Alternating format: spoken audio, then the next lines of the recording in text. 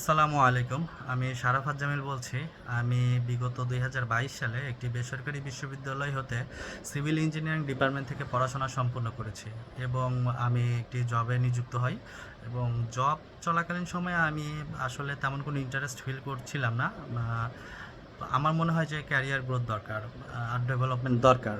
যার কারণে আমি চিন্তাভাবনা করি যে আইবিএ, এমবিএ প্ল্যাটফর্মটা মেবি একটা গুড অপরচুনিটি হতে পারে ক্যারিয়ার গ্রোথের জন্য। তো আমি ইউটিউব এবং ফেসবুকে ঘাটাঘাটি করি যে মানে কার মাধ্যমে অথবা কিভাবে হচ্ছে একটা বেটার প্রিপারেশন ক্রিয়েট করা যায়, রেডি করা যায়। তো আমি এভাবে মাহমুদ ভাইয়ের কিছু ইউটিউবে ভিডিও পাই এবং ওনার ফেসবুক গ্রুপে অনেক লেখালেখি দেখি। এরপরে আমি সিদ্ধান্ত নেই যে ওনার যে সামনে কুইক রান যে ব্যাচটা রয়েছে সেখানে ইনরোল হব এবং বেশ ১-১.৫ মাসে আমার আসলে কী ধরনের উন্নতি হয়েছে, ডেভেলপমেন্ট হয়েছে, আমি আসলে সেটা নিয়ে নতুন করে কিছু বলবো না। এটা বলতে গেলে সবার মতো সিমিলারই হয়তো আমার মতামত মিলে যাবে। বাট আমি আসলে বলবো যে একজন মেন্টর আসলে কেমন হওয়া উচিত। হ্যাঁ, আমরা যে বিভিন্ন কোর্স করি, বিভিন্ন কোর্সে ইনরোল করি, হ্যাঁ, এই ক্ষেত্রে আসলে আমাদেরকে মানে আমরা যে উদ্দেশ্য নিয়ে কোথাও ভর্তি হই, সেই ক্ষেত্রে আসলে এটা কতটা হেল্পফুল হয়। হ্যাঁ, দেখা যাচ্ছে যে একটা ব্যাচে অনেকজনই থাকে। তো সবাই তো সাকসেস অর্জন করতে পারে না।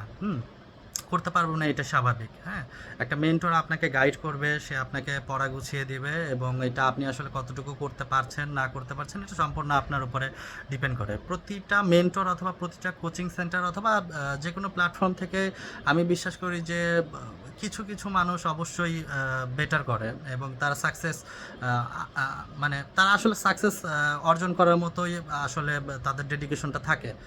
বাট আমার মতো যারা অলস অথবা হচ্ছে একটু কাঁচা, পড়াশোনায় কাঁচা অথবা হচ্ছে যাদের বেসিক একটু দুর্বল, তাদের কিন্তু আলটিমেটলি দিন শেষে এই ধরনের কোর্স থেকে তেমন কোনো বেনিফিট আমরা আনতে পারি না। এটা অবশ্য কোনো মেন্টর অথবা কোনো কোচিং সেন্টার অথবা কোনো যে গাইড করছে তার কোনো দোষ না। আসলে ফলটা আমাদের নিজেদেরই থাকে। সেই ক্ষেত্রে আমরা সবসময় ট্র্যাকলেস হয়ে যাই।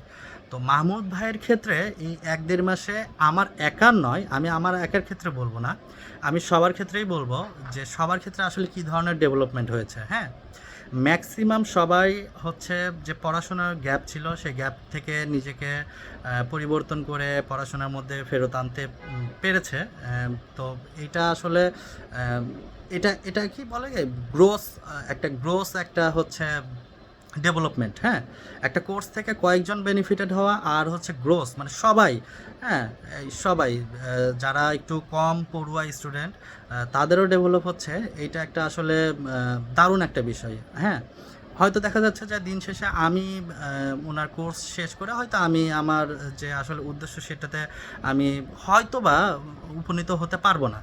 বাট আমার যে এই ডিউরেশন টাইমে আমার যে ল্যাকিংস অথবা আমার যে ইমপ্রুভমেন্টটা দরকার ছিল সেটা কিন্তু সবাই, আমি মনে করি আমি সহ বাকিরাও এটা উপলব্ধি করতে পারবে। তো ওনার বিশেষত্ব মানে ওনাকেই কেন আমার মতে বেছে নেওয়া উচিত অ্যাজ এ মেন্টর, এটার কারণটা হচ্ছে যে শুধু আমার একের ডেভেলপমেন্ট হচ্ছে না, বাকি সবার মানে সবারই কিছু না কিছু ডেভেলপমেন্ট হচ্ছে।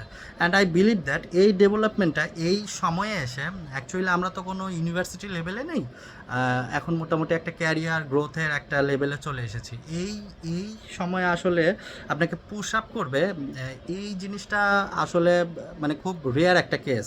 আপনি সবসময়, আমি যেটা ফিল করি যে ওনার কাছ থেকে সবসময় আমরা পুশ আপ, যে তুমি পড়ো, তুমি পড়াশোনা কমপ্লিট করো, তোমার একটা অ্যাসাইনমেন্ট থাকবে, এই যে বিষয়গুলো, এই বিষয়গুলো আসলে একটা মানে টাস্ক থাকে, একটা টাস্কের মতো যে আপনাকে কমপ্লিট করতে হবে। এই জার্নিটা শুধুমাত্র আমার একার থাকে না, তখন এই জার্নিটা হয়ে যায় আমার মেন্টরের জন্য, যেটা হচ্ছে সব থেকে সুন্দর দিক ওনার।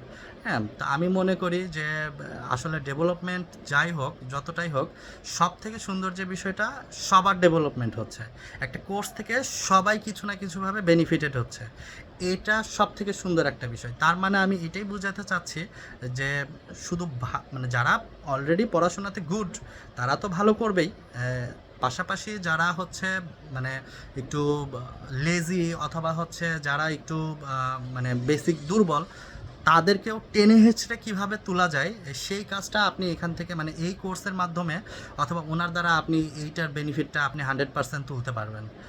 আমি আর বেশি কিছু বলবো না। সবাই ভালো থাকবেন। আসসালামু আলাইকুম।